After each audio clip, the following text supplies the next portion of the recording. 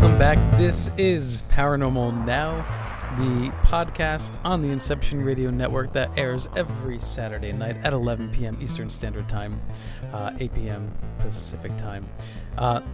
And for a lot of you who listen to this show, the format is like a radio format. That's because we are in a time slot every week and we stick to that format. So while it does sound sometimes like we are a live show, we are in fact a podcast, so that anybody listening tonight does not get confused about that, because I've had some feedback about that.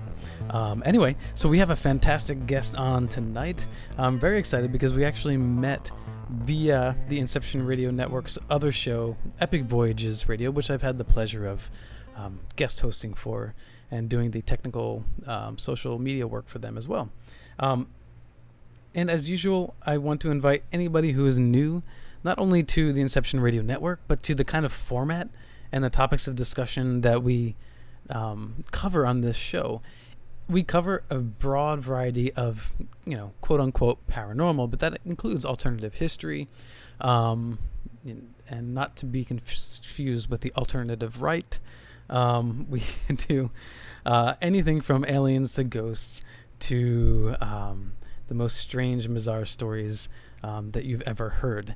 And we always ask that you come to the table and join us around and keep an open mind as we discuss these topics, because sometimes you're going to hear something that's definitely going to sound very bizarre. It's going to sound crazy at first, perhaps. And on occasion, maybe some ideas are completely outrageous. But here we give them a chance. And we hope that if you're just getting into this format, that you give it a chance too. Just keep an open mind. Because not only is it intriguing and educational, but it's also fun at the same time. So before I rattle on too long, I'd like to introduce my guest who, let's just say he has alternative theories, and I think that's fair to say. Dan Hoquist, who has just come out with a follow-up book of his own called Book One, and I'll ask him a little bit more about accessibility to his book, whether you can get that online soon, or what's the future look like as far as publishing. But I'm fortunate enough to get an early copy of this book. Granted, I have not read through it completely because we just hooked up recently, but I will read through it. And I'm excited to share about that as well moving forward. So Dan Hoquist, just a little bit of background on Dan, became a seeker of truths, with a capital T, and sometimes, quote, finder, at a very early age, introduced to various world religions, took the path of a true skeptic, and walked in the moccasins, quote, of the people. Now seeks to share knowledge gained by experience and the wisdom of more learned, in hopes that others will follow, and by passing before, make an easier path for others to follow. Longtime resident of San Gorgonia. I'm going to have to ask you how to pronounce that, actually. I don't know if that's a soft G or hard G. Gorgonio Pass, California. Graduated Banning High School. 22 years as journeyman sheet metal worker and carpenter. 16 years working with the United States Postal Service as a rural and city mail carrier, clerk, office, and sometimes supervisor. Discovered Nazca-type lines and geoglyphs on and around the Marfa, Texas plateau during the summer of 2015. After trying in vain to gain public awareness through regular channels such as Texas Archaeological Society, and even by speaking directly with the Anthropology and Archaeology Department of Texas State University, realized that nothing was going to happen if I did not get, quote, personally involved. Devotion to the truth was validated in April 2016 by a flyover, and photographic evidence was taken, and now it is made available to capital ALL all. Dan, welcome to the show. Thank you, Alan. I really appreciate you inviting me. I wanted to directly thank you for inviting me, and I wanted to welcome you personally to the Inception Radio family.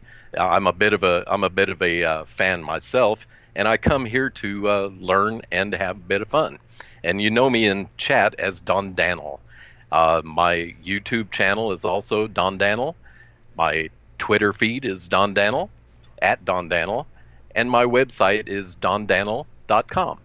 On Facebook, you can reach me at Dan Hoquist. Now, this is actually the new book is actually called The Solstice Connection. It is a rework and a revision of my first book, which was titled America's Electric Nazca, Megalithic Marfa, Texas. And the reason I rewrote it is because after speaking and communicating with a few publishers, found that they did not like images, and my first book is just jam packed full of them because I want people to replicate my work. I really think that's the heart of science itself, is through replication.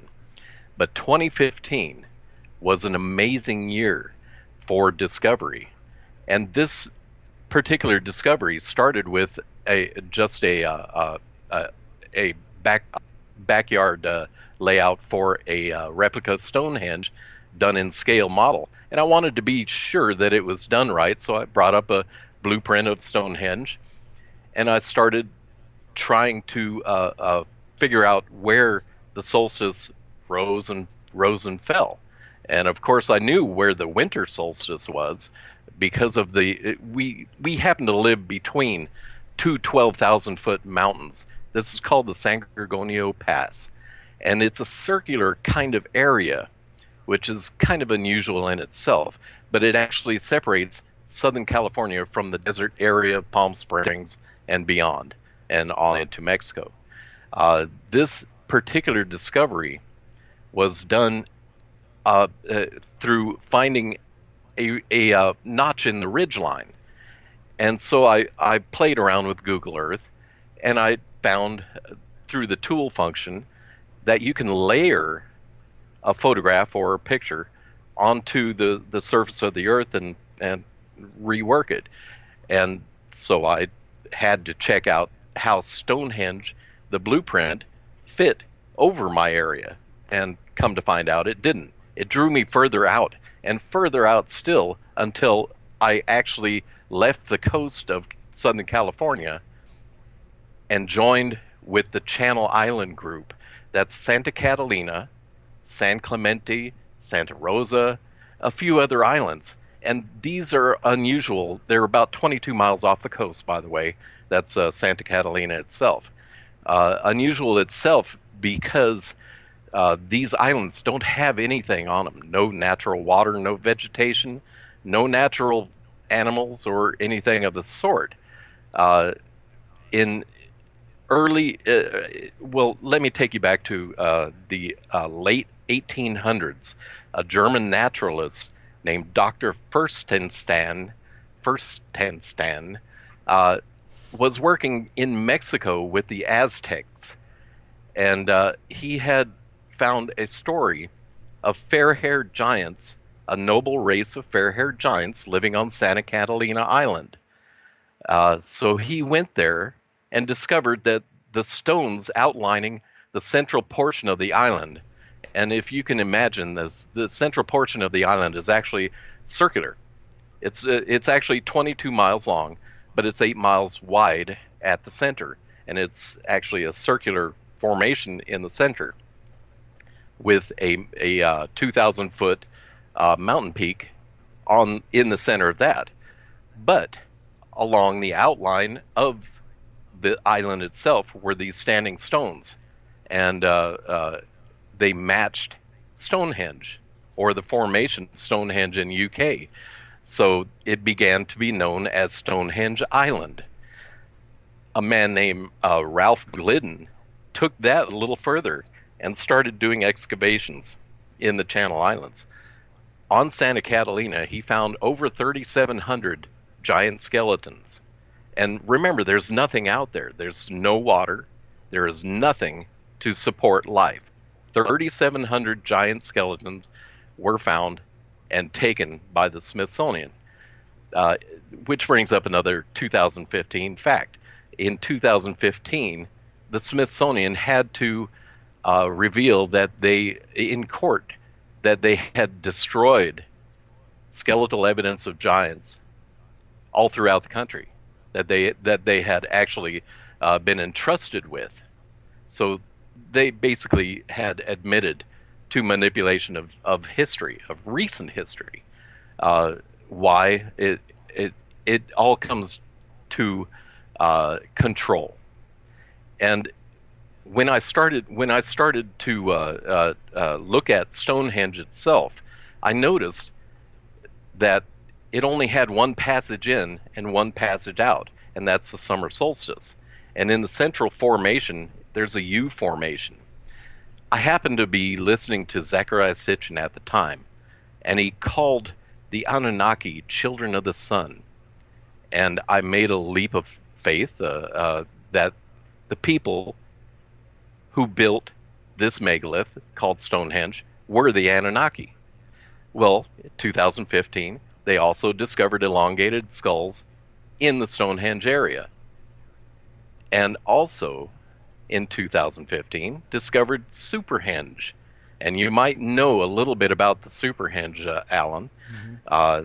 This is a formation that is actually underground standing stones that are massive. It makes the standing stone formation of Stonehenge look very small. That's why they call it a Superhenge.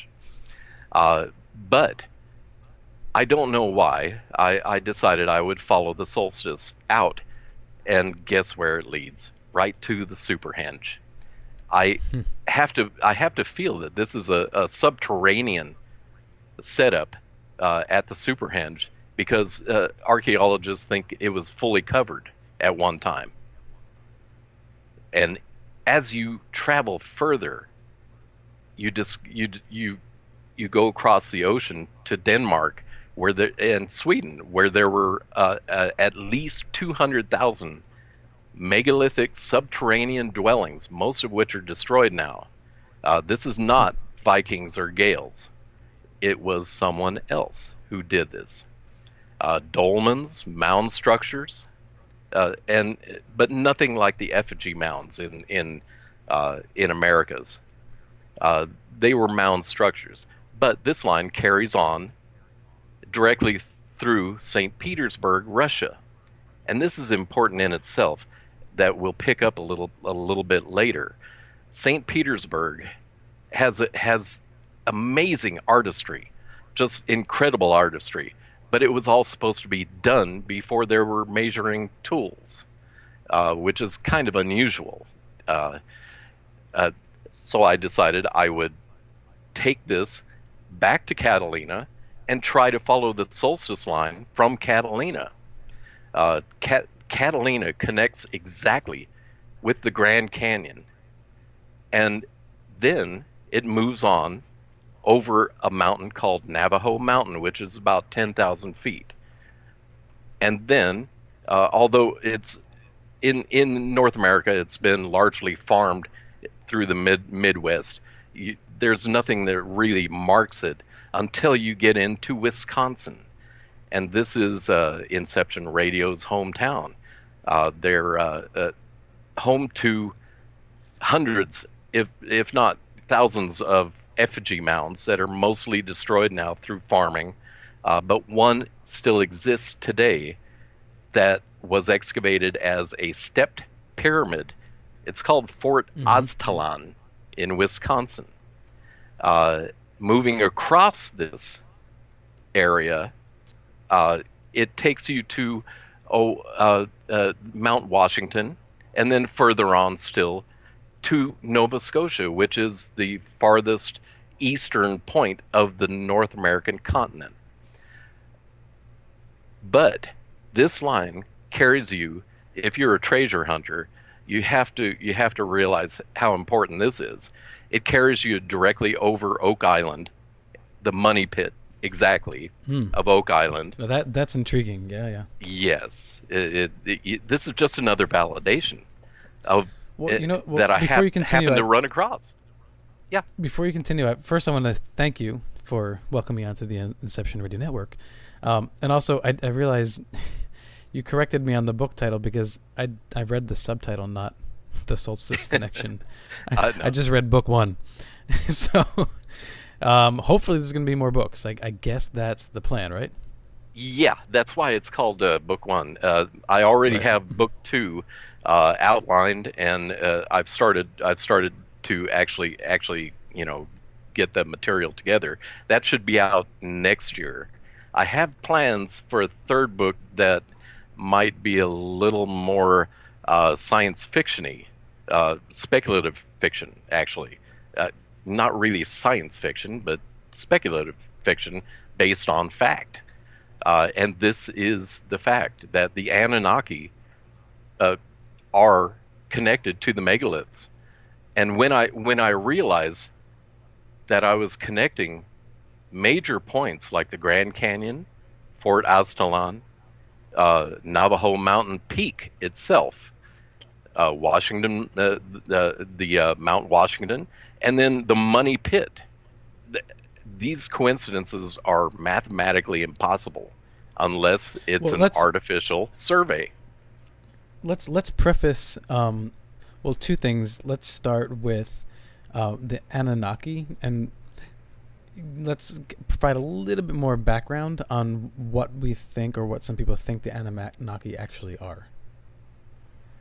Okay, well, personally, I have to think that they are the elongated skull race that has no history on apparently on the Earth, because archaeologists refuse to deal with it.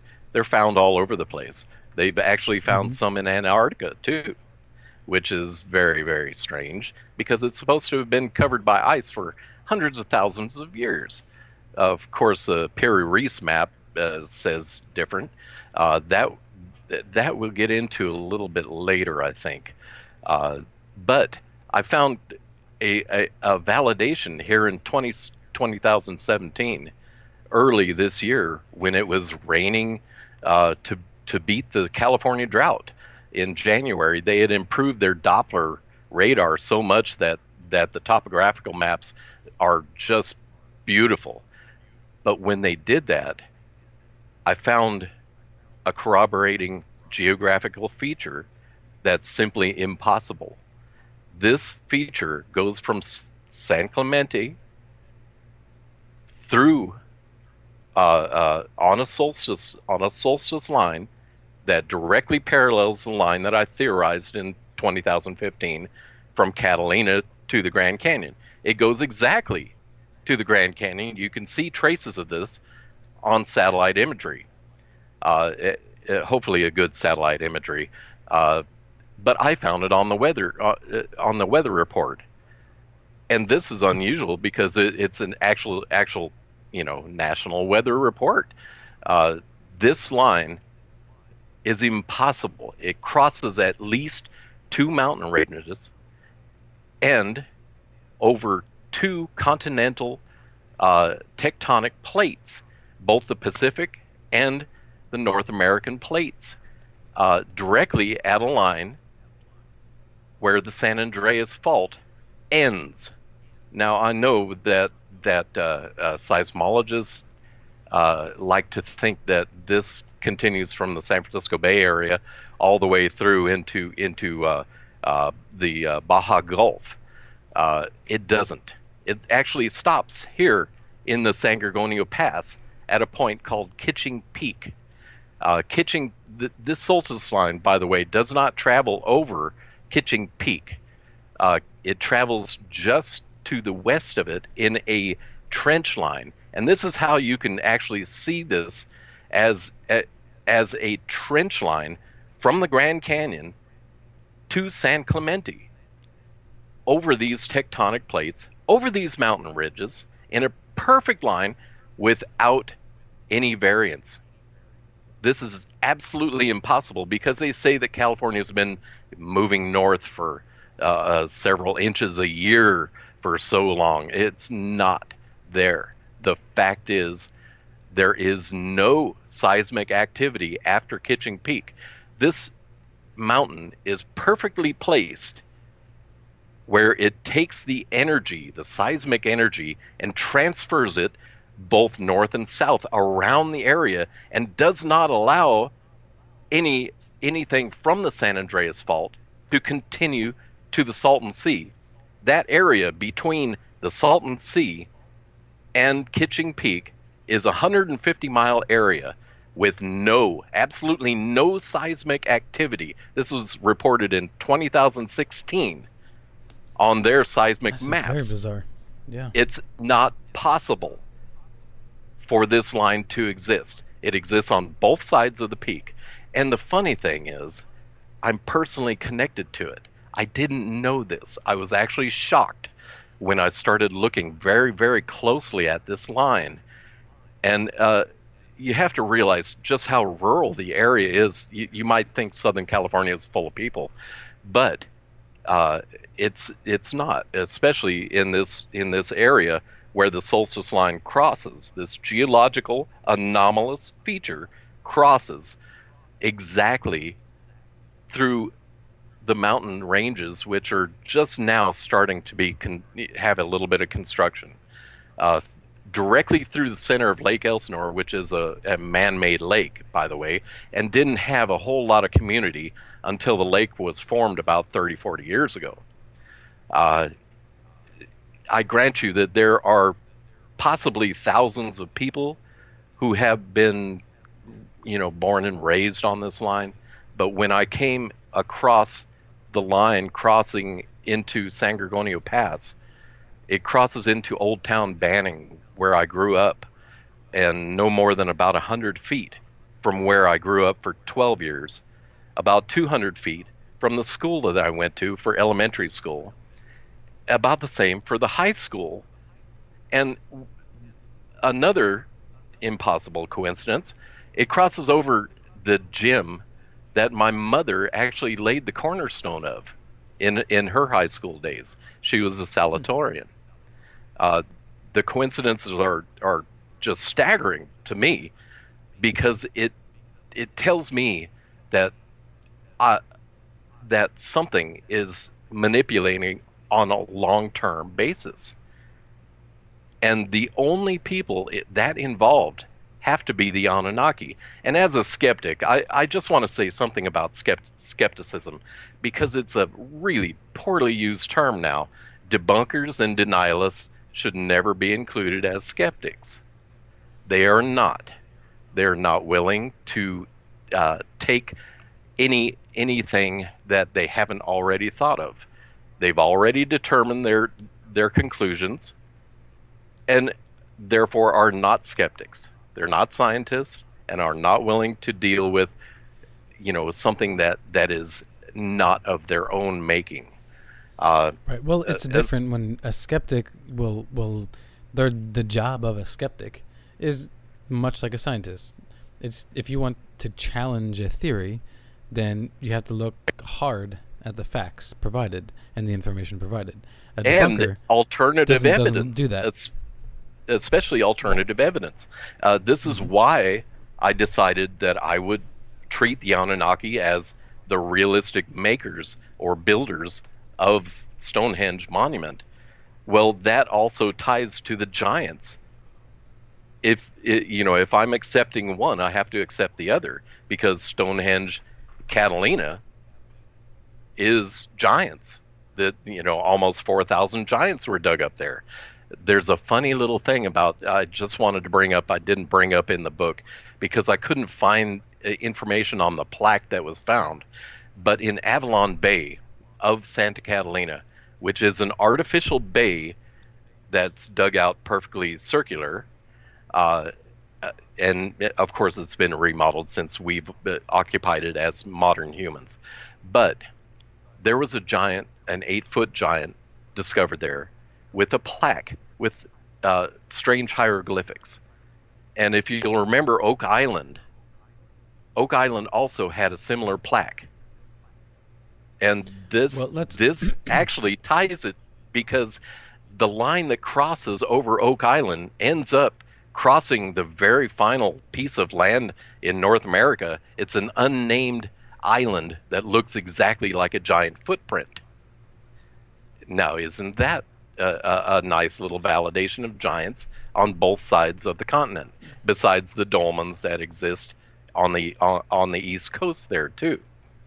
Well, I guess my question would be, especially in more recent days, if giant remains were discovered decades ago, would there not be more remains to be found? And if so, I mean, you could have crews that include university interns, various scientists, and they all have phones, which now can take pictures in a split second. So most of the archaeological work that was done in North America was actually done in the 1800s, 17s and 1800s by the newer colonists. They're the ones who dug up the effigy mounds, and they discovered giants there too.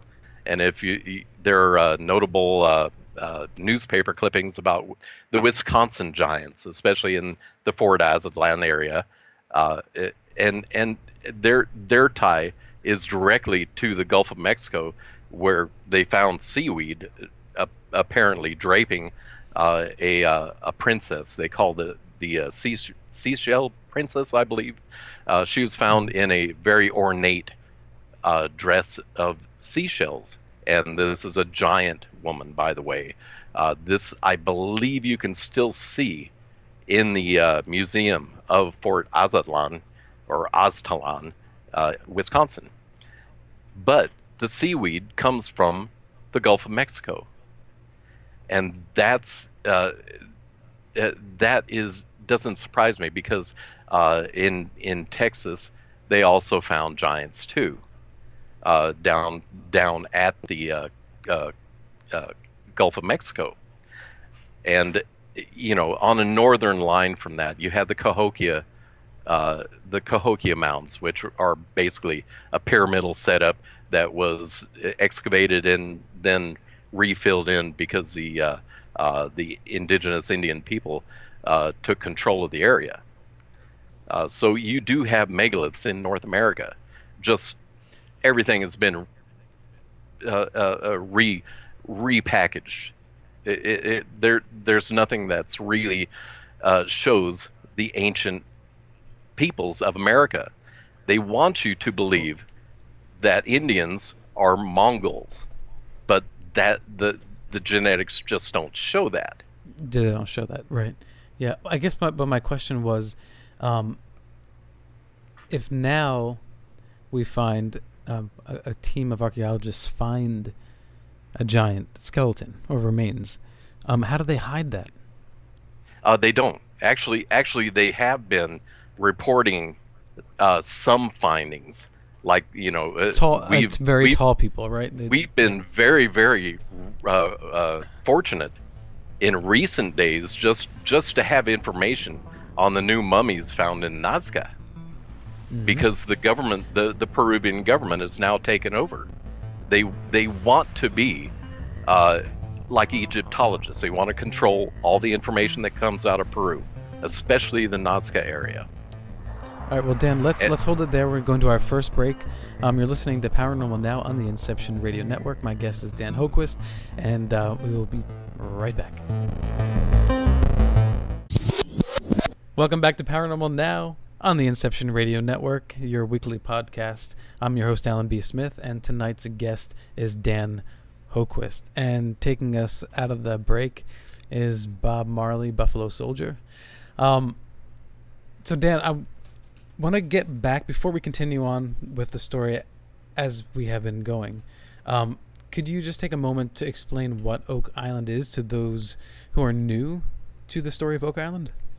Oak Island is another artificially formed island. If you look at it from a satellite image, it looks like an elephant or possibly a mammoth, but it's not the only artificially formed island. The thing about Oak Island is its connection to both the Templars, or apparent connection to the Templars, I should mention, because they haven't found anything actually linking them, except for several old coins that date into the 1700s. They found some weird radiation in the money pit originally. When they tried to carbon test some of the wood there, it came up as future dates, and that's a little odd. This is not abnormal, though. because radiocarbon dating has this ability to really be bad for dating some things, and it didn't like this wood apparently. But they dug down some 3 children, I believe in their teens, had found a pulley over a pit area off of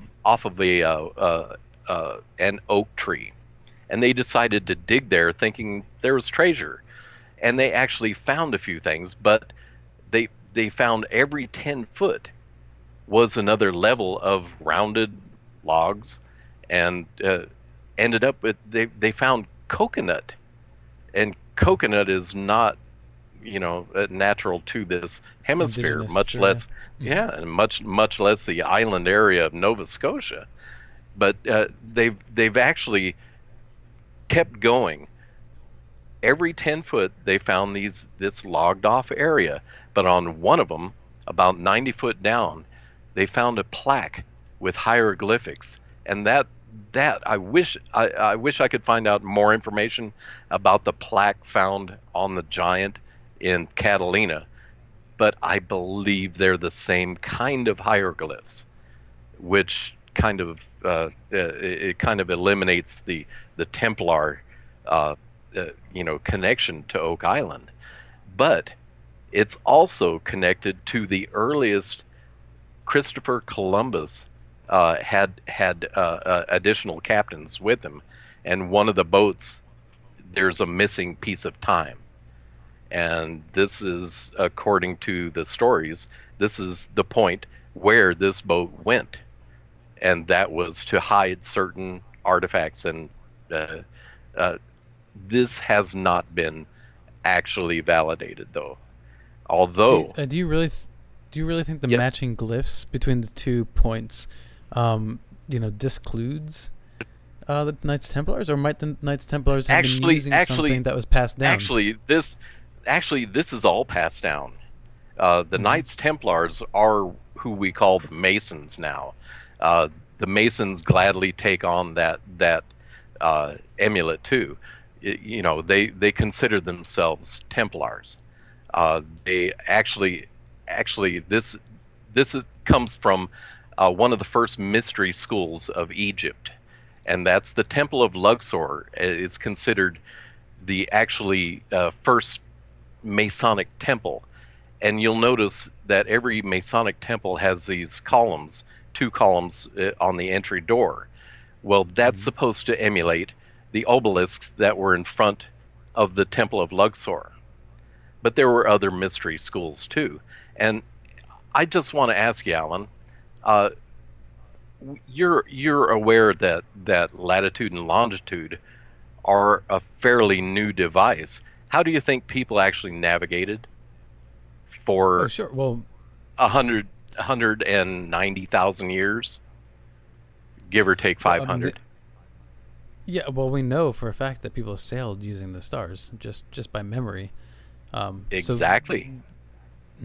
This is actually the Greeks actually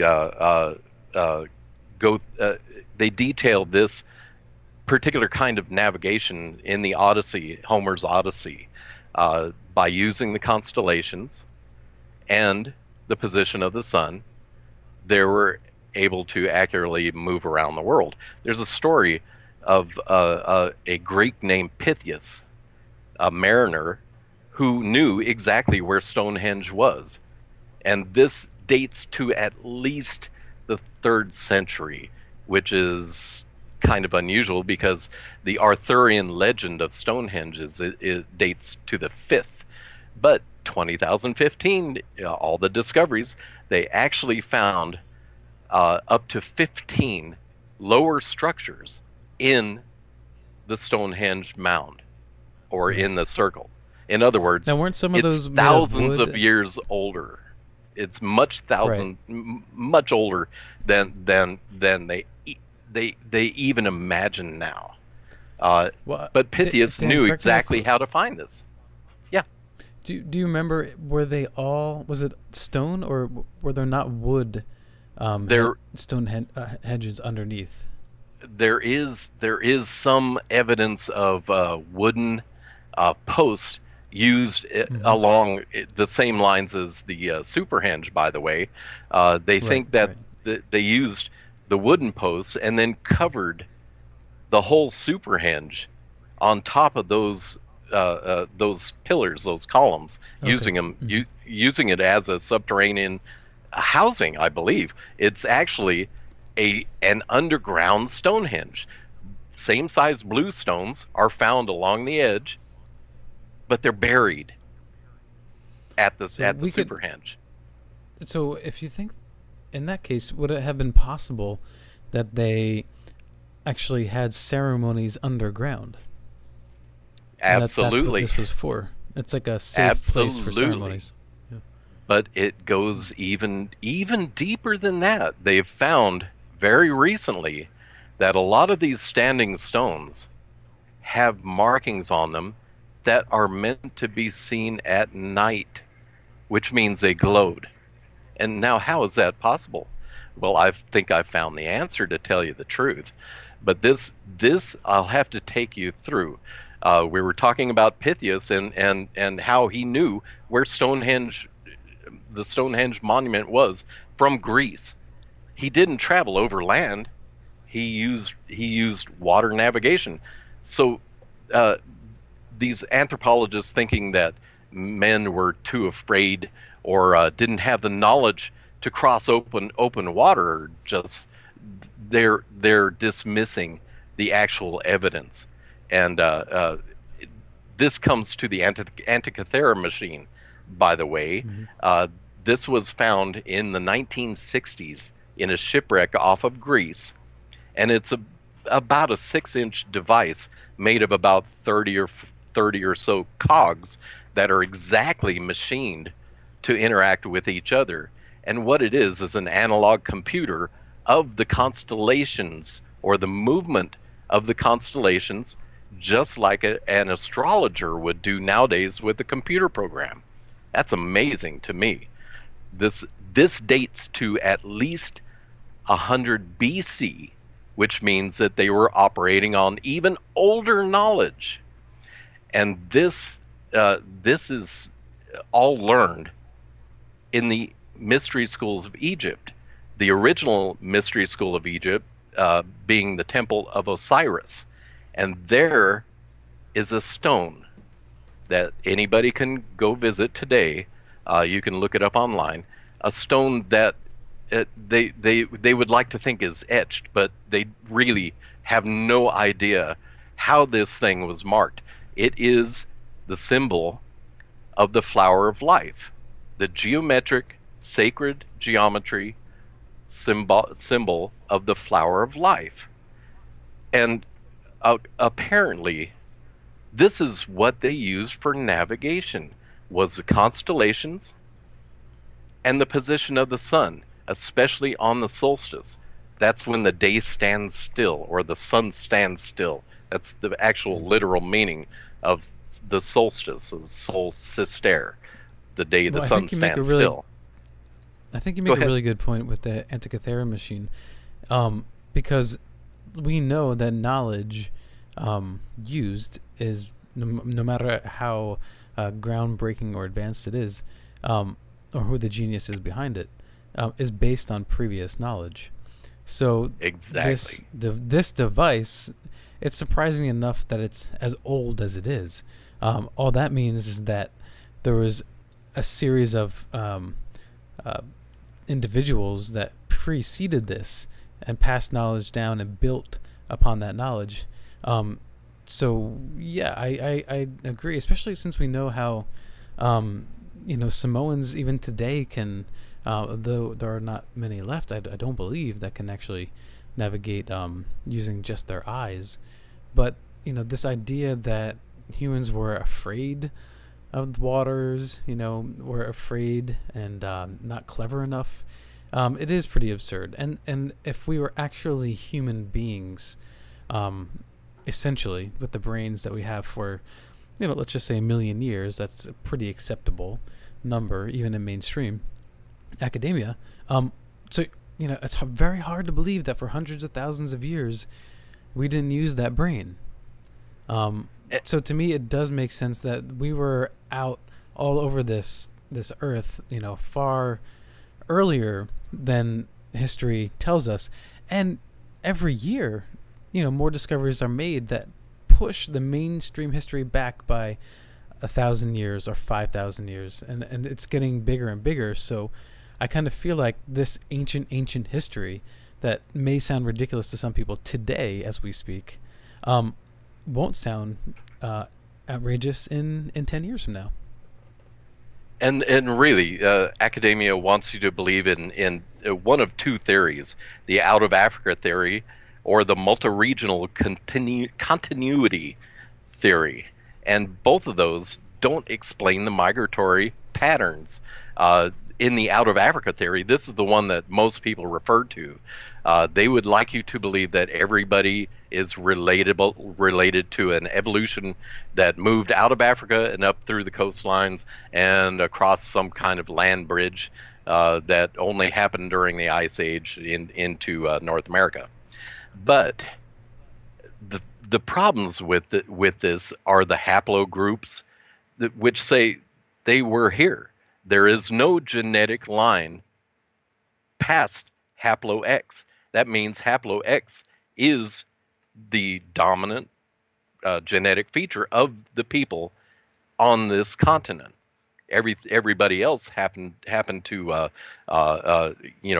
interbreed with other races, especially the Chinese on the California coast. We found plenty of ancient Chinese anchors off the California coast, and in the Yucatan, there's actually been yin-yang symbols found, which is really kind of neat. It means that these people crossed great oceans with no problem, and I know now that they used this particular symbol called the flower of life. If you look at the Great Pyramid, this is the point where the Piri Reis map is actually centered. The Piri Reis map, they want you to believe, was made in the 1500s, about 100 years before they started with latitude and longitude, because latitude and longitude are not marked on the Piri Reis.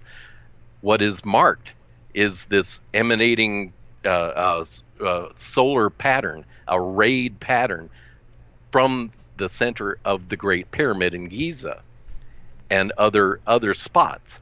And Plato, the Greek, actually thought there were 120 of these nodes around the world. He considered the world a living crystal, which is kind of neat, because now the newest science is actually saying that the center of the earth is not this molten core of iron, but actually linear crystal that is magnetic, linear magnetic crystal. And that matches more. It matches more of what we were told by the Sumerians 10,000 years ago. How do you mean linear crystal? Linear magnetic. In other words, it only has like one pole, and they're actually poled along line areas like the north-south. Okay, this the people who would like to think that we had some kind of catastrophe that moved the equator of the Earth or shifted the poles or something like that. Magnetic poles, I don't think it would matter. It wouldn't cause a catastrophe. But if it ever did, all of the math at Giza would be wrong today, which it's not in evidence. The math at the Great Pyramid works because there has been no movement of the Earth. But the Piri Reis map also shows Antarctica free of ice. This is supposed to come from very, very old sources. But it uses the Piri Reis map. Giza. If I may interject really quick, Mm-hmm. the Piri Reis map, for those who don't know, is from around, I believe, 1500, right? Yeah, they want you to believe that, but it's from older sources. Okay. Right. So, and what the evidence that the map provides to indicate that it's from an older source, or it drew information from an older source, is the features on the map were essentially unidentifiable at the time, correct? Yes, and it also shows that the positions of North and South America, but it's in a weird kind of orientation, and this is because it's oriented on the Great Pyramid of Giza. Now, here's a little fun evidence that you can do yourself.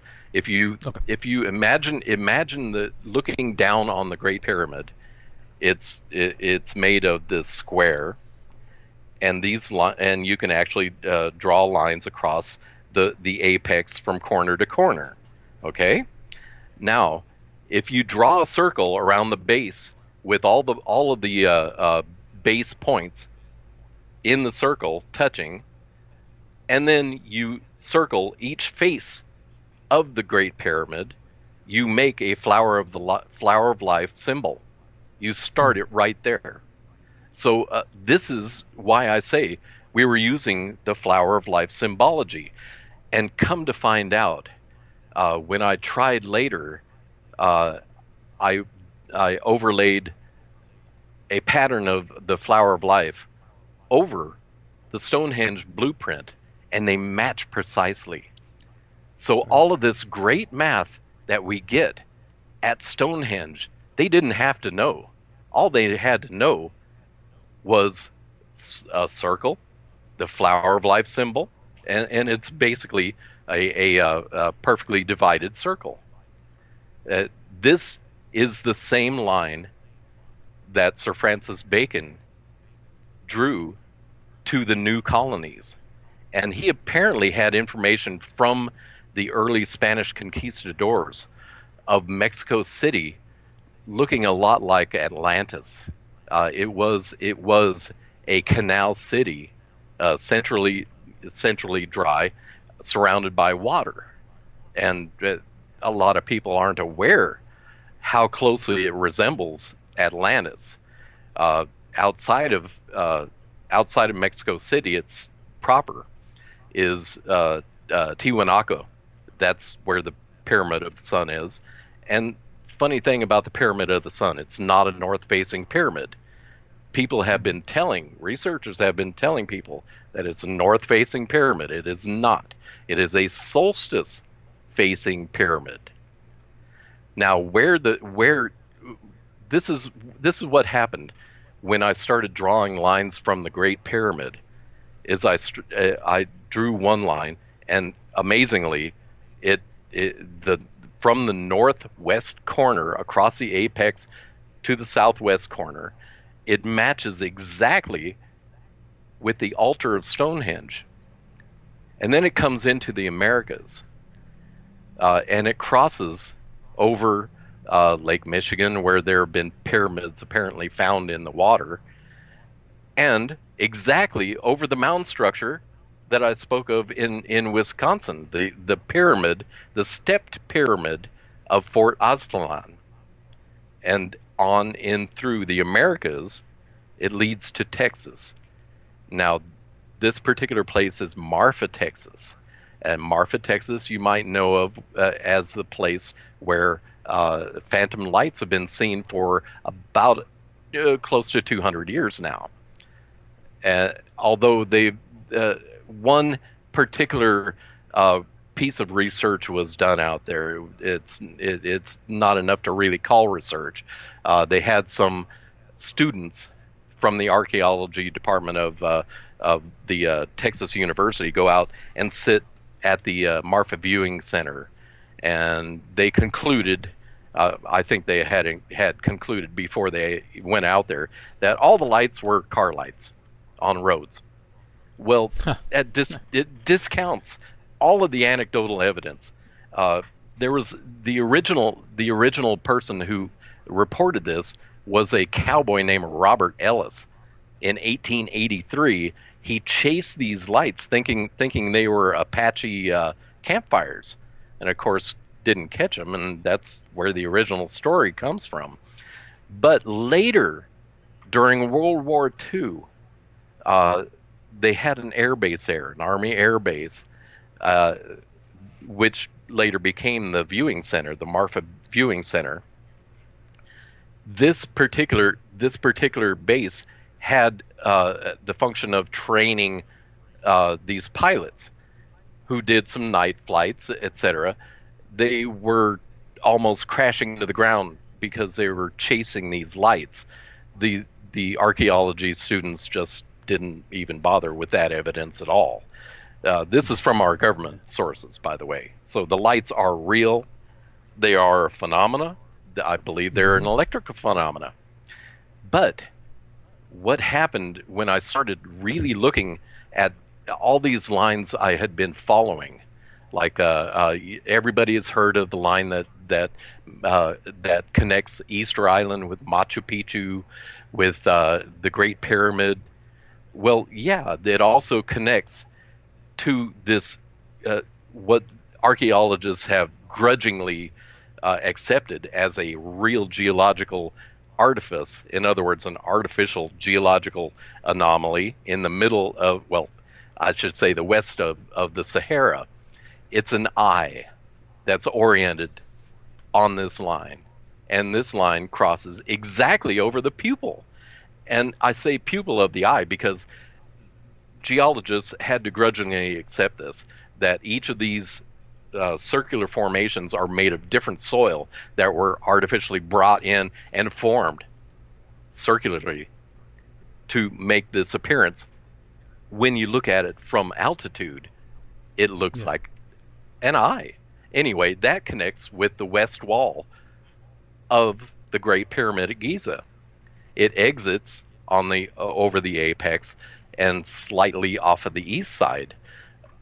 See, with the flower of life symbology, it doesn't really take east and west is not that important, but the angles automatically follow solstice lines, both winter and summer solstice lines on the Great Pyramid. Any north-facing pyramid has automatic solstice lines, and that's all due to this flower of life effect, which apparently went all over the earth. This is what they use for navigation.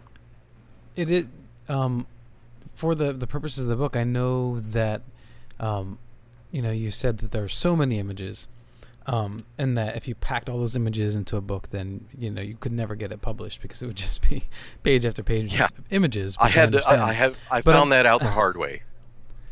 Yeah. Oh, someone said that to you? Yeah, well, actually, yes. The publisher said, you're going to have to reduce the number of images by about all of them.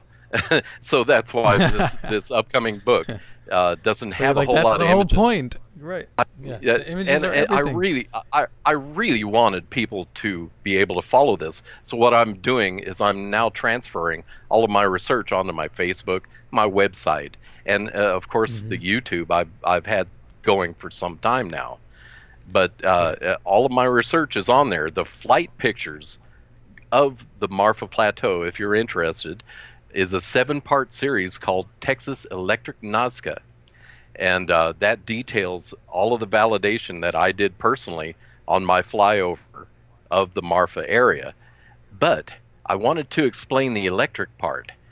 When I was traveling all over the world using these solstice lines, I started looking very closely at the land under which these lines were following. And they, especially in the uninhabited areas, there were these large areas of land that were outlined, apparently purposely, that looked like Mayan construction. And other researchers call this polygonal construction. So when I was, this is a validation when I was crossing these solstice lines, whether or not they were local navigation or a worldwide navigation, was whether they crossed over these areas. And I got into this one area of the Gobi Desert in China where there's literally nothing. There's nothing out there. And of course I found the areas of land that were outlined. But there was an anomaly, and I zoomed in on it, and it's this water plant that the Chinese have set up. And this water plant I zoomed in on is hooked to a water plant that both was pushing water into the water plant, but it was also pushing water into these canals they had dug up alongside the outline areas that I spoke of, these polygonally outlined areas. They went for hundreds of miles, all of them dug up beside, but they had, upon close inspection, they were pumping water up these canals, and at one point they start powering up. They become visibly a light, and where the water ends, the electricity still continues up these lines. What? These So when you lines say are power, for power of what? What's charging the conduction. Okay. This is apparently a geological hydroelectric plant. This is an ancient form of creation of electricity. And if you think Dan, let's that hold it right ancients there. didn't have electricity, sure. Dan, I hate to cut you off. We're going to go on a break. We'll pick it up right there with lines, electricity, and ancient history. Paranormal Now. We'll be right back. You didn't forget what's coming up tonight, did you? Hi, Inception Radio Network listeners. This is Amanda. Never miss that interview you were looking forward to or the show on your favorite topic. Follow IRN on Twitter, I_R_N, and get reminders about the evening's live shows as well as fun and important updates throughout the week. That's I_R_N, and never miss a great show again. Welcome back to Paranormal Now. This is Alan B. Smith, your host on the Inception Radio Network. My guest tonight is Dan Hoquist, and we are talking about ancient history. Taking us out of the break was White Flag by Dido. And for anybody listening on the Inception Radio Network, if you want to expand beyond the website and get tapped into IRN more often, then you can go to the Inception Radio app, which can be found on your app in your iPhone or on your Android or anywhere really. And you can also listen to the show live 365. You can listen to it on Stitcher Radio, Nobex Radio, TuneIn, iTunes Radio, Streama, Shoutcast, Winamp, Win Media Player, and QuickTime, as well as Roku channel. Just go to the IRN Roku channel and add that to your channel list. Also, if you are ever in need of listening to a specific guest, a show, and you're having trouble with your internet, you can always call 401-483-6700 from your cell phone or landline, and you can listen to the Inception Radio Network live feed for free. And of course, this being a podcast, you can download every episode that you missed on the Paranormal Now page on the Inception Radio Network. And if you want to find out more about upcoming shows and recent broadcasts, just go to Paranormal Now Radio on Facebook, and we will be publishing there as well as on Instagram, and that is at Paranormal Now. And getting back to the now, Dan Hoquist. Dan, we were talking about these lines in China and the electricity. Can you just pick it up and take us away from there? Yes. Yeah, well, we're still in the Gobi Desert, mind you. These lines are shown to actually continue this electrical generation of power through these canals. They've apparently connected lights on the lines themselves, the outline themselves of this that I told you about, that outline the areas polygonally. And just like Mayan construction looks, it's very, very strange thing to see from satellite imagery. But these lines, these canals, although not containing water, are still generating electricity up the line, and that can be seen with these little lights that they've set up along the outlines. But when I pulled back, when I zoomed out, I noticed that the land underneath was actually being lit up in these stream fashion. In other words, it's not a real something you could say was a light bulb. It looked more like water draining.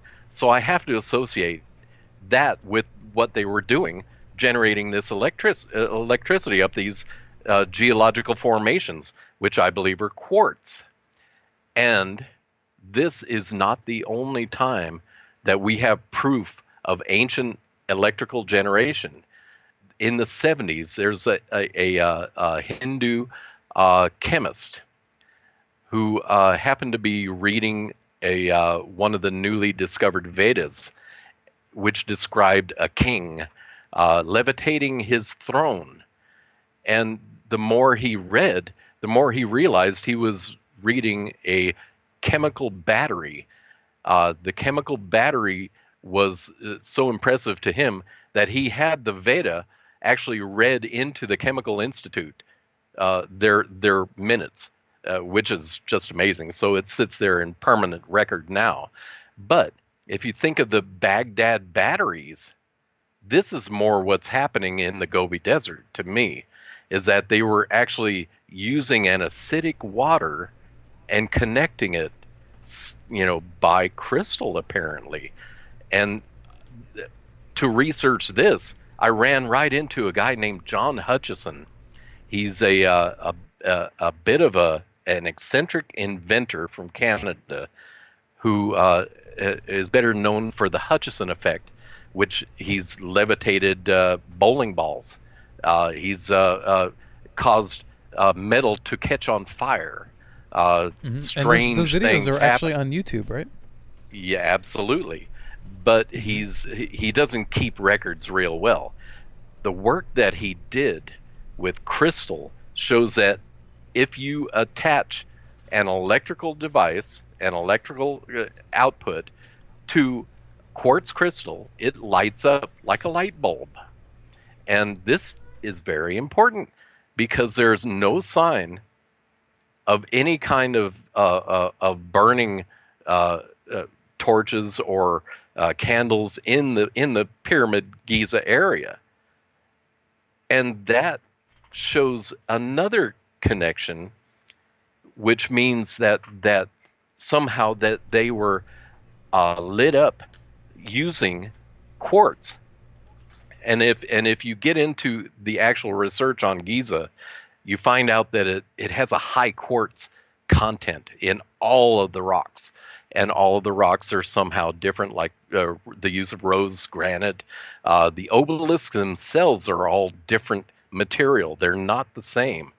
And I believe that they were actually something like a street light. They were supposed to, according to the Egyptian archaeology, they say that the obelisks contain the power of Ra. This is what the Templars grasped upon, and they actually took these obelisks from around Egypt and started setting them up on this line from Jerusalem into France and England itself. There are obelisks sitting in both London and Paris, France. And this is the connection of the Masonic order, the line that continues from Stonehenge and is documented as the line that you can see from space, that is a straight line from cities of Atlanta, Washington, D.C., Boston, and New York. These are all, New York has one of these obelisks in Central Park, by the way. But this line passes not over the obelisk, but through the center of them. In other words, like where London is located and Paris are located, the line passes through the center.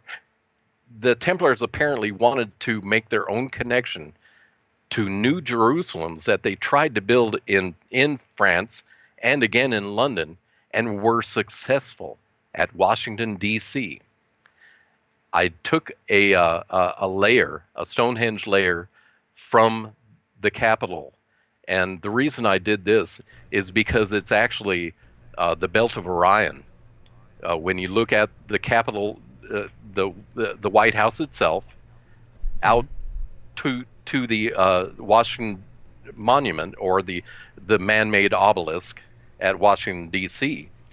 The center and the line actually deviates. There are 3 circles, and it deviates towards the Orion's belt. So I took this layer from the center of that setup, and it meets exactly with the Dome of the Rock in Jerusalem. That is the connection they apparently were trying to do all that time, from the time that the Templars opened up Jerusalem and found this knowledge. And apparently they thought that by putting the obelisk, they were bringing the power of Ra, but they didn't realize that the power was actually connected underneath the obelisk. The obelisk was basically a street light, and possibly it vibrated or hummed. I don't know. I have to imagine that a clean Giza would be just multicolored and humming, especially with activity.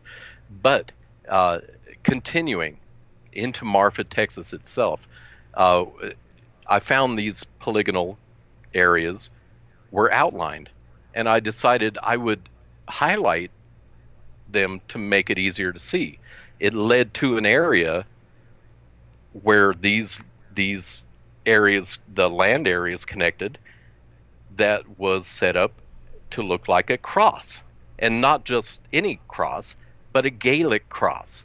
And that was used for navigation purposes too. If you remember, that circular center of the Gaelic cross was actually movable, and it represented the constellations. And when they pointed the cross itself towards the North Star at night, they could match the constellations and know exactly where they were. This is a similar device as to what the Muslims were using to cross through the vast oceans of sand in the Sahara. They actually owned that area as the Ottoman Empire by using a simple tool that's like a fan with 9 strings, and they would actually knot these strings where the constellations were at night, and then they would set it with the sun in the morning with this fan spread. That was a navigational tool called the Kamal, I believe, and that was in use with all the way from ancient Egypt. The solar religions are the first religions in the world. But getting back to the electricity, now what I found was that here's this cross section, but it's actually made like a connector.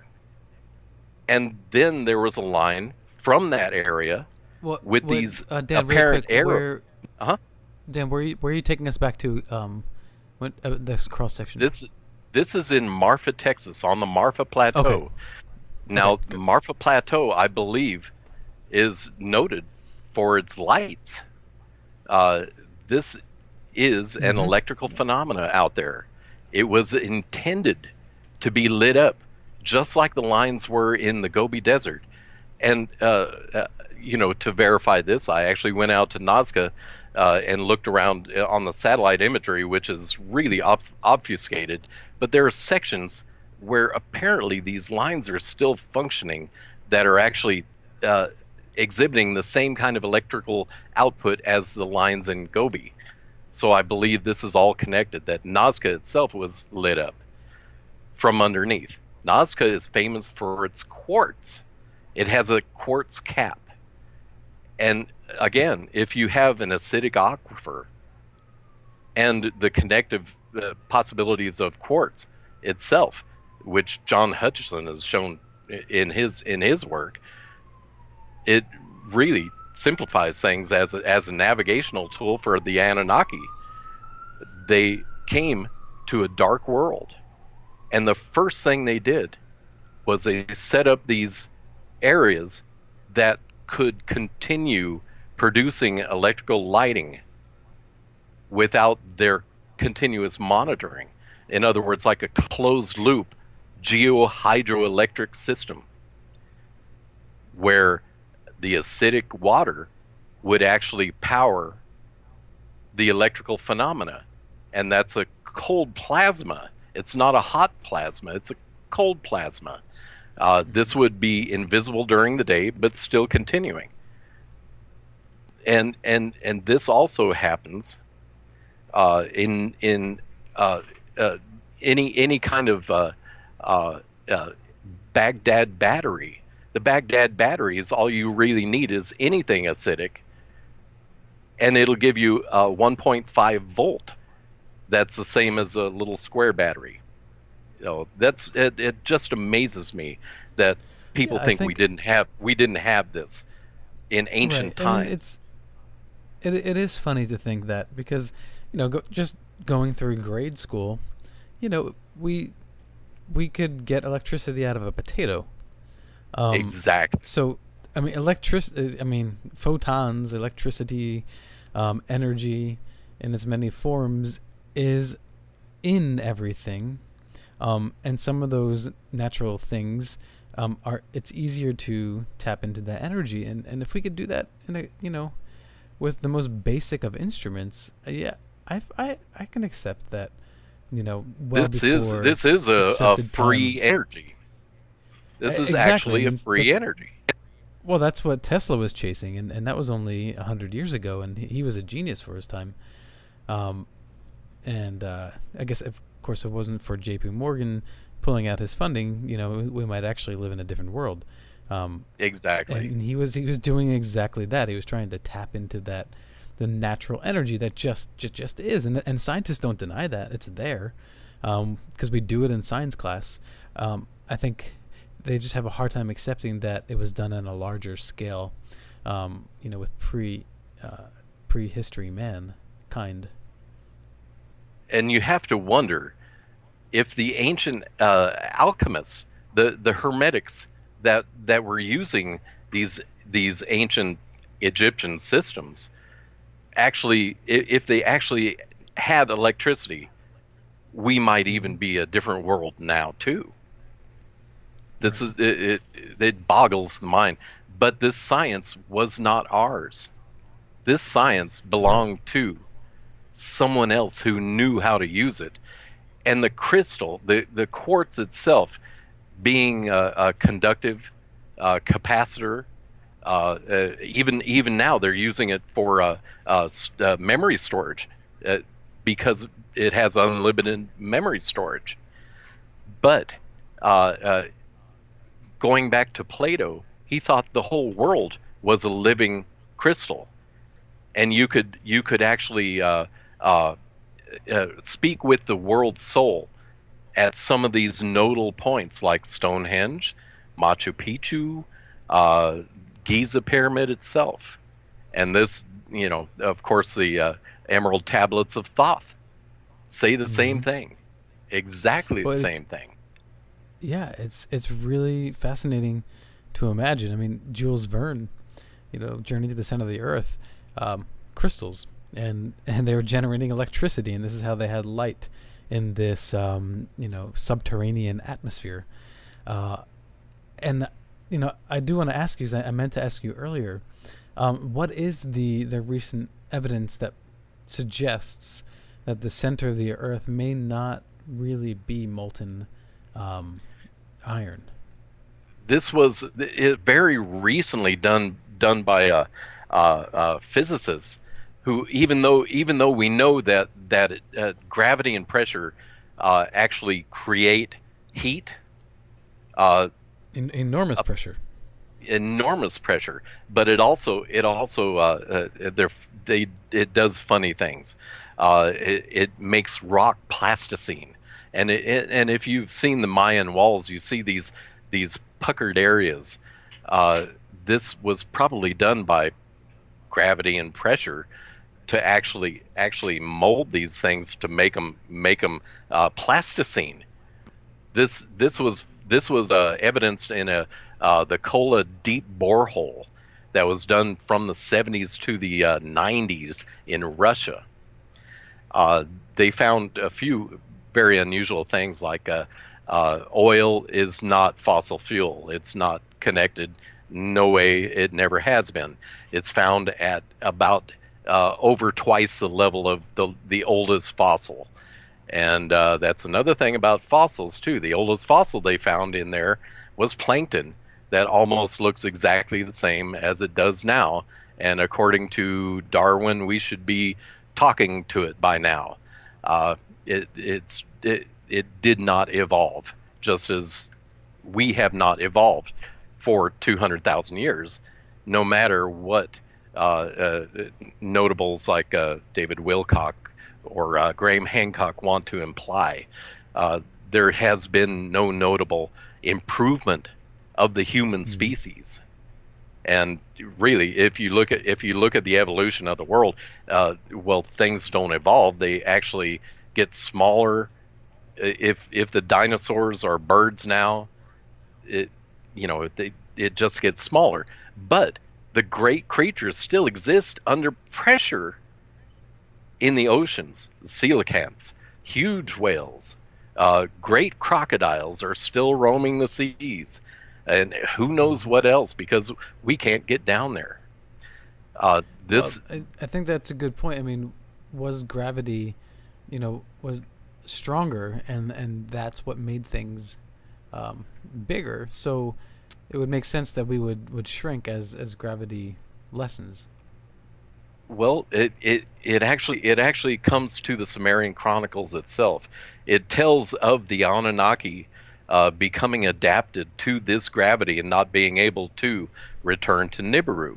Nibiru, according to Zecharia Sitchin, is 3 to 5 times the mass of Earth. In other words, bigger. Any people coming from there would be incredibly strong. They would have eyes probably developed for subterranean, because apparently they had radiation problems with the atmosphere of Nibiru, which is why they came here for the gold. And these paths, especially from the Great Pyramid, solstice paths, from the megaliths that connect one to the other. This is precise, by the way. All the megaliths are connected by solstice lines, whether it be winter or summer solstice. They're interchangeable, because at some point over the Earth they change into their opposite. In other words, a winter line becomes a summer line. So they're equally as important, but they come to points like these nodes that Plato talked about. But it looks more like the Union Jack flag of the British. That's the vertex. It's amazingly connected. Everything in this Earth seems to be manufactured. So natural sciences, of course, are starting with incorrect data. So they're going to be getting wrong results, and which is why we have dating problems with all the dating systems. Sure, but as far as physics go, I mean, the math is pretty good there, and I mean, it is all connected to some degree. Right. We use apparently the math of physics to measure time. Apparently, iron would not maintain a solid form enough. It would become gaseous, apparently, at the heats of the center of the Earth. So now physicists are actually saying that, well, it's not a molten core of metal that the Earth is. It's actually crystalline. And if you'll notice, quartz is the most abundant product on the Earth. This Earth is, or was, and a very living thing, or electric, if you will. Going back to Texas, though, when I told you about the line that I drew from the Grand Canyon area, well, the Grand Canyon I used as the altar of Stonehenge on a layer of Stonehenge, And the winter solstice line also meets at Marfa, Texas. So we have not only one validation from the Great Pyramid, but we have a second validation from the Grand Canyon itself. And I thought I'd just throw a couple of things in there. Do you know about Adam's calendar in South Africa? Michael Tellinger, he calls it Enki's calendar.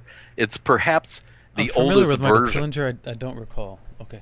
It's perhaps the oldest version of a Stonehenge-like calendar system. It's done exactly the same as Stonehenge, but this I connected exactly to the center of this structure in South Africa, to the center of the south face of the Giza pyramid, the Great Pyramid of Giza. And if you go over the north side, that leads you into Turkey and through Ukraine, Russia's, and it meets with the solstice line from Stonehenge at St. Petersburg. You remember me telling you about that? Yeah. Okay. Well, when you take this line directly over the North Pole, it only crosses one piece of land. It comes close to Svalbard coming up over it, but coming back down through the Pacific, it crosses over Alaska in a particular area about 50 miles, maybe 30 miles west of Mount McKinley. This is important because Linda Moulton Howe has been talking with a whistleblower, a military whistleblower, about finding a pyramid in exactly that area. And I did not include this in the book, so you get it first on your radio show. Right. These lines connect exactly like they do at the Giza Pyramid in the center of the Pacific Ocean. In other words, you have, if you think of the Great Pyramid at Giza being called the center of all land, well, its opposite nexus is the center of all waters. And if you have a good satellite imagery, you can see there's something that might be a pyramid right It's fascinating. in that same area. Isn't that something? That is amazing. The connections are just impossible without being artificial. That they connect in Marfa, Texas, means that we actually have a megalithic structure that has to be the biggest archaeological find in North America. The square mile area of the Marfa Plateau itself is about 100, maybe 150 miles square, and these lines continue all the way through the Big Bend area and into Mexico itself, where you'll recognize the Zona del Silencio and Right. a particular city that was strangely abandoned, that shows modern technology, plumbing, etc., but 4 different kinds of building techniques and strange lopsided T doorways. They were apparently the indigenous people think that there's some kind of a doorway to another dimension that their gods came through, and that's Paquime in Chihuahua. This all connects with a line taken from the Pyramid of the Sun. Remember, I told you that it was not a north-facing pyramid? Using Solstice that facing, from yep. corner to corner over the apex directly takes you exactly to this area in Chihuahua where Paquime is. And if you take a solstice line from there, it takes you to Chaco Canyon. If you take a solstice line from Chaco Canyon, which is built structurally circular, it takes you exactly to that pyramid at Fort Aztlan again. Fort Aztlan. I get the words mixed up because the Aztec creation myth includes Azatlan, that they came from this place in the north, which was an island surrounded by water, and they called it Azatlan. But the people of Chaco Canyon said that they were told by their gods to build there. There's nothing there. There's no local water. Everything had to be brought in. Right, this Dan, was done. Let's hold it there. We're on our Sure. third and last break. Our guest tonight is Dan Hoquist, talking about alternative ancient history, or maybe not so alternative, as the facts begin to catch up with this story. You can find out more about Dan at DONDANL. That's DonDanel.com. This is Alan B. Smith for Paranormal Now, and we'll be right back. This is Paranormal Now. I'm your host, Alan B. Smith. Welcome back to the fourth and final segment of this podcast. Again, as a friendly reminder, because I haven't really been on top of this very much, and people have made some comments about it. The format of the show is in a live stream format every Saturday night, but it is recorded as a podcast, so technically we are a podcast, but because we have our time constraints, we have to treat it exactly like a radio show. So I don't want any of y'all to be too confused or think that this is a replay of another show. So my guest is Dan Hoquist. We are talking about a fascinating topic. We've covered so much territory so far, I can't even recap at this point, other than the fact that there are connections throughout ancient history that Dan has, and pun is intended, drawn the lines for us to understand the intercontinental connection that has possibly existed well beyond history as we are taught, or as the mainstream historians believe it to be. But again, I have to say that I feel like in recent years, the archaeological community, the history that we are told by them is changing. And I think because some of the evidence is becoming to be undeniable, and they simply can't turn a blind eye continuously to artifacts and discoveries that are made. So begrudgingly, science, yeah, sometimes it does move slowly, and maybe that's a good thing, because that gives people time to really thoroughly analyze the evidence. But at the same time, you also get people who are biased in their field, and because they believe that the work has been done. And then someone like Dan comes along and says, well, no, you missed this. And if you're an academic, you don't want someone coming along and telling you that you, who have been studying something for decades, missed something, if you're supposed to be an expert. So I think that as good as many archaeologists are as scientists, it is hard to have your life's work challenged. So I have sympathy in that regard. But the fact is, you have to let the ego go eventually and challenge yourself. So I welcome Dan onto Paranormal Now, so we continue talking about his story and his discoveries. And as a scientist, you have to be able to follow the evidence. Instead, if you find yourself denying a piece of evidence, then especially without any research, then you are not committing science. You're committing fraud. You're committing your own opinion. But anyway, I wanted to get back to the why exactly they use these straight lines. And now this actually connects to the recent phenomena of UFOs. A man named Amy Michel back in the 1950s determined that the UFOs were actually using a straight line pattern. And later he teamed up with another person who ran a computer program, and it apparently matches the nodal form of the flower of life that I've been talking about, which is another validation, but it comes from a much more present source.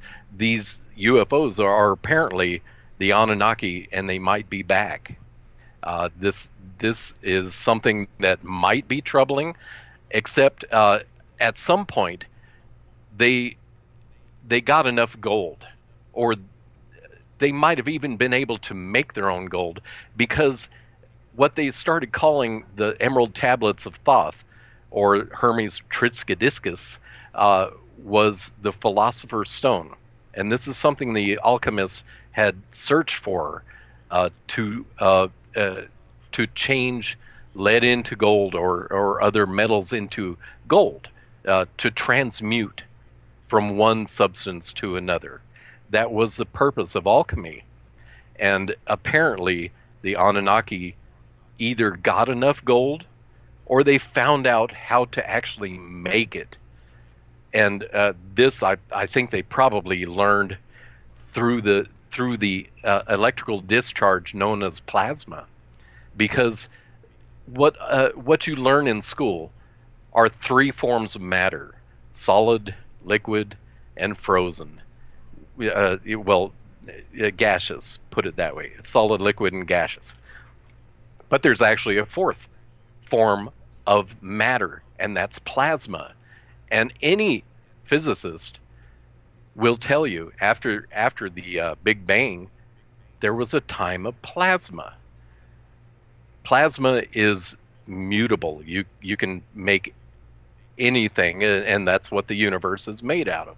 We are the stuff of stars. But what the lines were for, I had to think about.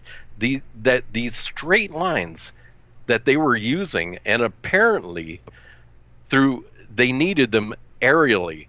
When they cross over mountain peaks, if you were doing a survey, you wouldn't know what's on the other side.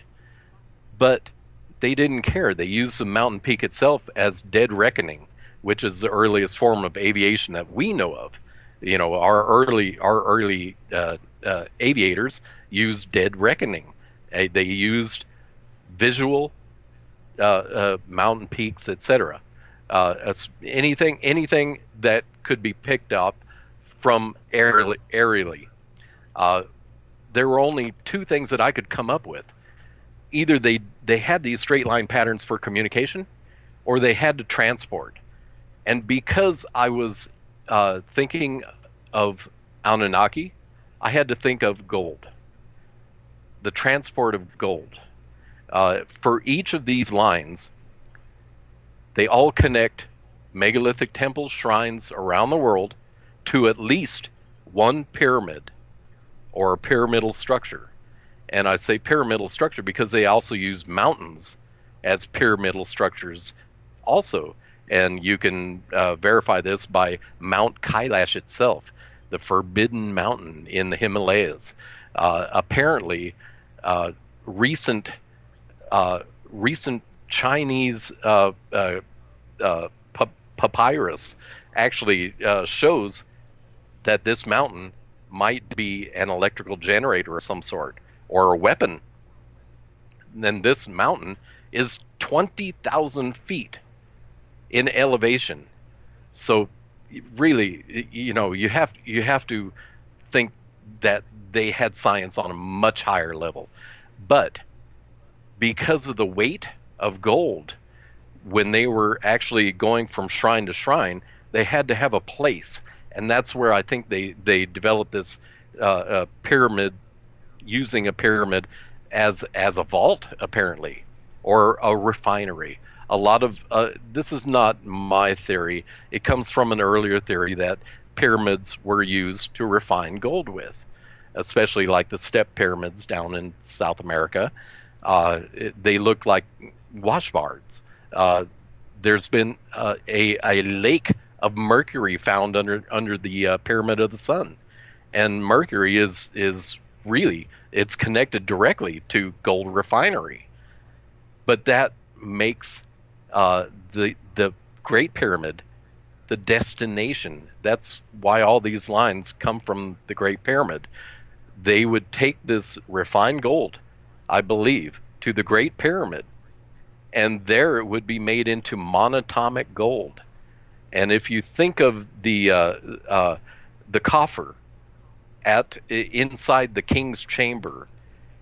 This is exactly, the interior size is exactly the dimensions given in the Bible of the Ark of the Covenant.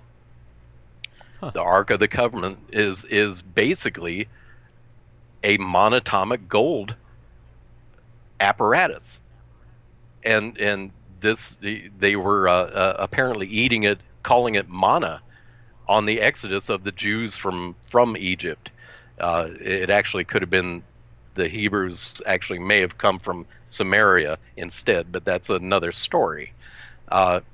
Really, it tells about Moses being so angry that the people had taken their gold and formed it into a golden calf, which is, by the way, a sun symbol. And he took that golden calf and forced the Hebrews to eat it. Now, how do you do that unless you change it? Gold, right? Yeah. Monatomic gold has some really interesting qualities. It's actually perfect for the Anunnaki. If you think that they had to use an aerosolized gold to somehow protect their atmosphere from radiation, and this is what I believe they were doing, is they were setting it to reflect, setting this monatomic gold in the atmosphere to reflect radiation.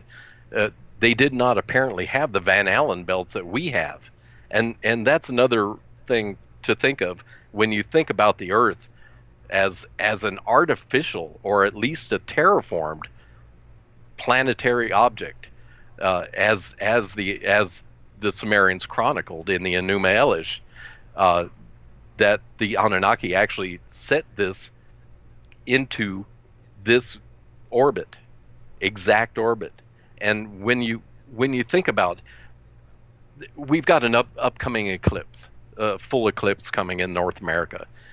The moon is a perfect size to cover the sun, exactly for that coronal corona of the sun to show, and nothing else. That's impossible. It's really impossible. And this has been noted by noted physicists like Isaac Asimov himself, who very, very blatantly said there are better reasons to think of the moon as an artifice than a natural product. And the mass doesn't match the gravity. They had incredible problems even targeting the moon with the early NASA, because of the mass not matching the gravity. The gravity itself is only about a sixth of the Earth's gravity, which makes the moon apparently hollow. And they allowed one of the command modules to impact the surface of the moon just to test that, and it rang for 24 hours, like a bell. Mm-hmm, yeah. This is a quote. Well, I think, wasn't the argument that that it must be made of like a porous material, rock-like material deeper down, and then that was the explanation for why it rang and why its mass is lighter? the newest one is that it's full of water. Oh, okay. Huh. Yeah. So yeah. we're doing more water now than yeah. Okay. See, if you think of water as being the substance of life, well, the Kola deep borehole also showed that water is a natural product of gravity and pressure. What's happening at a certain depth is that hydrogen molecules and oxygen molecules are being forced together.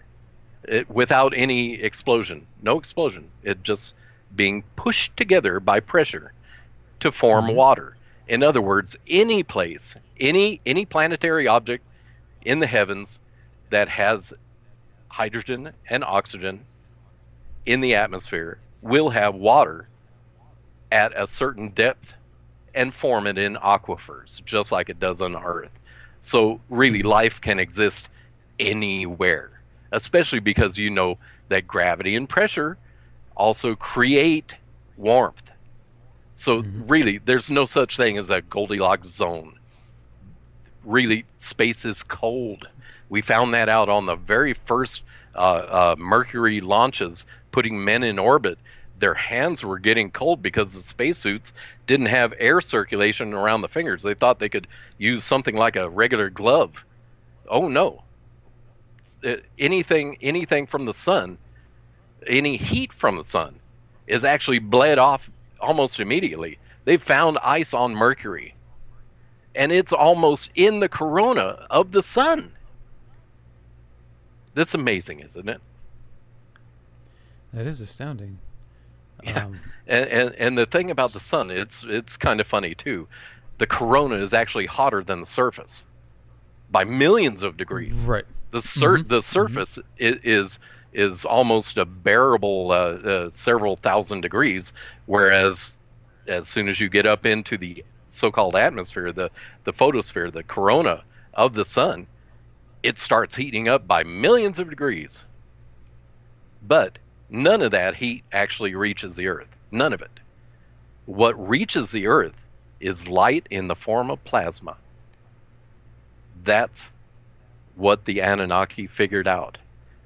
Apparently, they figured out how to use plasma to inject consciousness. And if you'll remember, my own personal connection with these solstice lines is, it's an impossibility that I would be brought up, raised on a solstice line that I later write about. Over evidence, Well, I've even hiked as a young man to Kitching Peak. I never knew this stuff. How does this relate to the mana being edible, though? Because I understand what you're saying about the plasma state. Monatomic gold has different properties. One of the properties is it's anti-gravity, and it also it becomes a powder, very easy to inject in the upper atmosphere if you needed to, like they're doing with the chemtrails now, around, or at least over the United States. I don't think there's any doubt anymore. What would be the point of actually eating it, though? It apparently gave them longer life, and they created it. They used it as an elixir to help them with their. They didn't adapt well. They had a long life, and because of their higher gravity, they started dying off earlier when they adapted to a lower gravity, and they needed this monatomic gold as to allow them to live longer. Well, I wonder if it was something like a super antioxidant, something that just blocks or reverses. Well, one of my friends, an author by the name of Gerald Clark. He is one of the leading authorities on the Anunnaki now. He helped me validate the lines in Marfa, Texas. He does work with monatomic gold, and he suggests the same thing that you do. But he has also taken it farther in that he regards the human body as an antenna, and that the monatomic gold helps energize, or helps the conductivity, which I can relate to. Really, they found recent. You have quartz in your brain, apparently. There are quartz particles in your brain itself, and that's just amazing. That's a very, very new find, by the way. That didn't make the book. Neurologists don't really know what consciousness is. They want to equate it with intelligence, but it's not. Consciousness it's pervasive. It permeates, and I think when the Anunnaki tried to explain this to the Aztec and the Inca, they took it wrong. They thought that that blood and basically the beating of blood was, the soul, where the soul was kept. So they'd pull the heart out while it was still beating. They just got the message wrong. This is proven several times. There's a 44-year-old Frenchman who went to the doctors with leg cramps. They did all kinds of tests, blood tests, and everything else. Finally, they did an MRI of his brain and found he had none, or basically 10%, less than 10% of a normal brain. No cortex, no frontal lobe, no nothing. No pituitary, no nothing. He was 44 years old, working as a civil servant in France, and he ended up living a full life into his 70s. This is not an unusual case. Well, how do you even function without? I mean, I can understand maybe your a reduction of consciousness, brain size. Your consciousness takes over where the physical isn't necessary. There are people who've had brain operations and had half their brains removed that function as well as before half of their brain was taken out. Right. But it was specifically, you said the pituitary gland, and that I thought, well, that seems like that just as a physiological, forget about intelligence, but physiologically, isn't that sort of necessary to function? No, actually, you only need the back area where the brainstem is. That's where all the physical functions apparently take place. Like the heart monitoring, etc.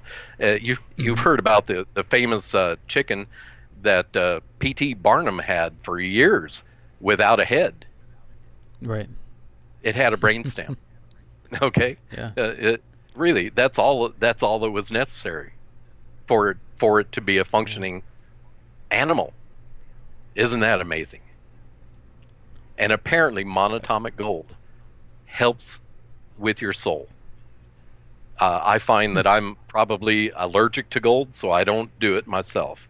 But I would tell anybody, at least try it. You never know. Well, I mean, is that safe to say? I have no idea. It has no deleterious function. In other words, it doesn't attach to your kidney or your liver or anything like that. It just you take it in and it comes out of your system. They even put it in rich people's champagne now. Ah, interesting. Is that for the novelty, or do they know something? Apparently, they don't. I don't think rich people know anything more than we do. Although, you remember I spoke about the Union Jack of the British flag. That, I believe, emulates the Great Pyramid. I believe that they knew of the connection of the Great Pyramid to Stonehenge. And that's what Sir Francis Bacon was following when he set up the colonization of the Americas. And he was trying to make a new Atlantis. That was a book that he wrote on the colonization. They actually mistook Mexico City as Atlantis. But in Marfa, Texas, there are signs of Atlantis too. Some of the solar patterns that you can see from Google Earth, from the dark lines, there are basically 4 kinds of lines out there, and the dark lines are the ones that you can see from satellite imagery. They form solar patterns that are 10 miles in diameter. Obviously not used for cattle ranching. I've been on a ranch or two myself. There's no function for a cattle corral that looks like a solar array, a solar pattern. There are 7 of these. This is apparently the symbol for Atlantis.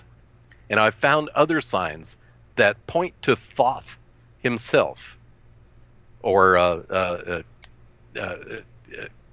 Quetzalcoatl. He was known under several different names. And my friend Gerald Clark has chronicled all of these Anunnaki names, and his books are very, very readable. If you want to learn about Anunnaki, that's where to go. So the Anunnaki, do you think that these were humanoid? What is your take on that part of the story? By the time that the Sumerians started building their cities in Mesopotamia, it was known that these people could change their looks. They were basically shapeshifters. But I believe that they are the elongated-headed race that are found everywhere. And the reason I say that is because we can't be them. And you've heard other researchers say, well, the Greys are us from a future date. Well, no, we can't evolve into them, but we can come from them. They have dense bones, and that fact alone says that there's no evolutionary process that will allow us to develop denser bones unless we went to a higher gravity or at a pressure that our bodies wouldn't live at in the heat. So apparently these elongated headed people are the Anunnaki. They are the adapted Anunnaki, because the recent find of these recent mummies in Nazca, 3 fingers, 3 toes, and none of the organs are in a proper place for humanoid or hominid. They also have very dense bones and a very dense dermis or skin. All of this points to heavier gravity.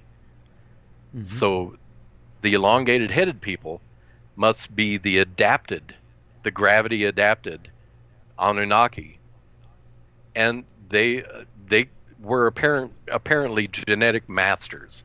They were creating all kinds of things to be useful to them out of their own genetic material. And I believe the insectoids, the reptilians, etc., these are all bipedal hominids, basically bipedal hominids, which is impossible if there is any kind of concurrent evolution. It should not be possible. Everything should look different from different planets.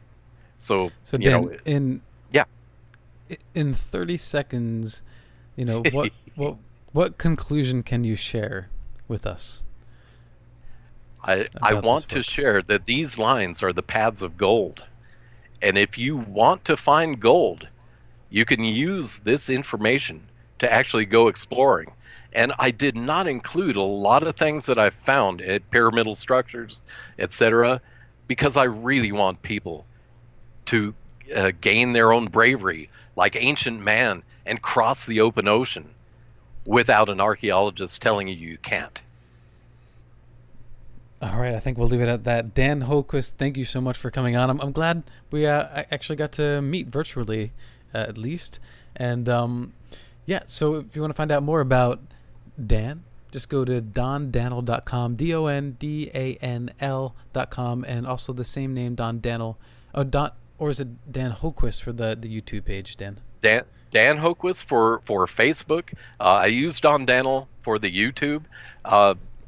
And you'll find a new series called The Solstice Connection that I'm trying. This is my research that I'm placing up for everybody. Okay, great. That's it for Paranormal Now on the Inception Radio Network. Thank you for joining us, and join us next week. And of course, you can always download the previous and post episodes Paranormal Now on the Inception Radio Network webpage. Just go there, click on show, and find Paranormal Now. I want to thank MJ Lucas, Bob Tarmac, and Joe Champion for helping me to make this show possible. And to all of you out there, live in the mystery. Take care.